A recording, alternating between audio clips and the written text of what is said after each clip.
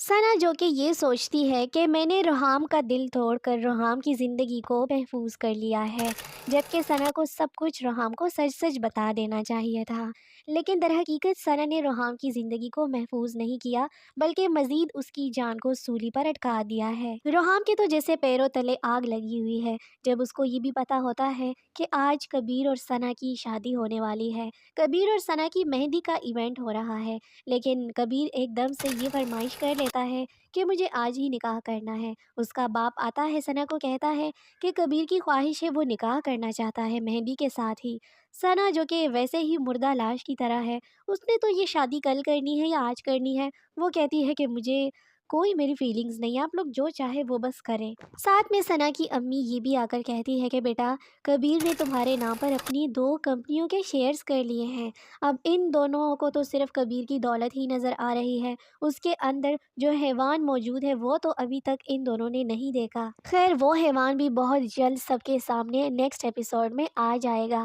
دوسری طرف اس شادی کے موقع پر ایک دم سے روحام بھی انٹری مار لے گا۔ روحام اچھے طریقے سے تیار شیار ہو کر آ جائے گا، اور جب وہ دیکھے گا کہ ثنا اور کبیر ایک ساتھ بیٹھے ہوئے ہیں تو تھوڑی بہت تو اس کو یہ سمجھ آ جائے گی کہ ثنا کے جو فیس ایکسپریشنز ہیں وہ بالکل بھی خوش نہیں لگ رہے ہیں، اور اس کو پتہ چل جائے گا کہ ثنا نے جو میرے ساتھ کیا تھا صرف اور صرف مجھے خود سے دور کرنے کے لیے کیا تھا، اور میری بھلائی کے لیے ہی کیا ہوگا، کیونکہ اس کے ظالم باپ نے ضرور کوئی دھمکی ہی دی ہوگی۔ روحام کو یوں اچانک اپنی شادی پر آتا دیکھ کر ثنا کبیر کا ہاتھ پکڑ کر اس کے ساتھ ڈانس شروع کر لے گی، تاکہ روحام کو جلن محسوس ہو اور اس کو لگے کہ ثنا بہت زیادہ خوش ہے کبیر کے ساتھ شادی کرنے پر۔ اس کا ڈانس دیکھ کر اس کے ماں باپ بھی بہت زیادہ خوش ہو جائیں گے۔ ساتھ میں اس کا باپ دوبارہ اس کے گھر پر تھریٹس بھیجے گا کہ اگر آپ لوگوں نے اپنے بیٹے کو قابو میں نہیں کیا تو میں اس کو مار دوں گا اور لاش تم لوگوں کے گھر کے باہر ہی پھینک دوں گا۔ جس پر روحام کا باپ کافی خوف میں مبتلا ہو جائے گا۔ وہ اپنی بیوی کو کہے گا کہ تم روحام کو ذرا سمجھاؤ،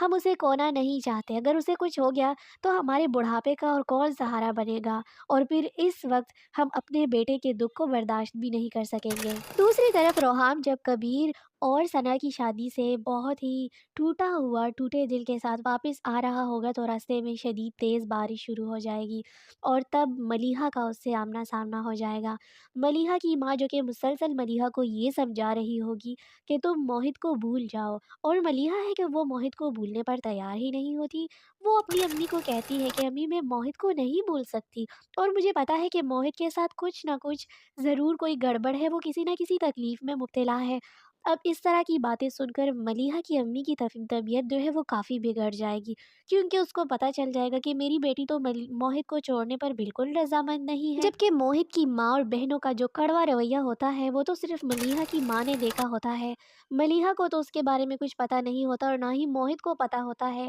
کہ میری ماں اور بہنیں میرے پیٹھ پیچھے میرے ساتھ کیا کر رہی ہے۔ جب ملیحہ کے مسلسل اصرار کو اس کی امی دیکھے گی تو سنبل کی طبیعت اچانک بگڑ جائے گی، اور وہ اس کو بہت زیادہ گندی کھانسی آنی شروع ہو جائے گی، ساتھ میں کھانسی میں خون بھی آنے لگے گا۔ ملیحہ کو کچھ سمجھ نہیں آئے گی، وہ اس تیز بارش میں گھر سے باہر بھاگ کر آ جائے گی اور روڈ کی طرف بھاگے گی کہ کوئی گاڑی رکشہ کچھ بھی نظر آئے اور میں اپنی ماں کو جلد از جلد ہاسپٹل پہنچا سکوں۔ وہاں پر اس کی جو ٹکر ہوتی ہے وہ دراصل روحام کی گاڑی کے ساتھ وہ ٹکرا جاتی ہے۔ روحام تو بالکل کام جاتا ہے کہ پتہ نہیں میں نے کسی کا ایکسیڈنٹ کر لیا، لیکن ملیحہ جلدی سے اس کے سامنے آ جائے گی اور ہاتھ جوڑ کر کہے گی کہ پلیز آپ میری ہیلپ کریں، میری امی کی طبیعت بہت زیادہ خراب ہے، میرے ساتھ ہاسپٹل میں لے کے جانے کی ان کو ہیلپ کریں، وہ بالکل ٹھیک نہیں ہے۔ یہ بات سن کر روحام بھی جلدی سے گاڑی سے اتر جائے گا، کیونکہ روحام بھی ایک نرم دل انسان ہوتا ہے۔ جلدی سے یہ دونوں وہاں پر ملیحہ کی امی کو اٹھا کر گاڑی میں ہاسپٹل لے کے جاتے ہیں،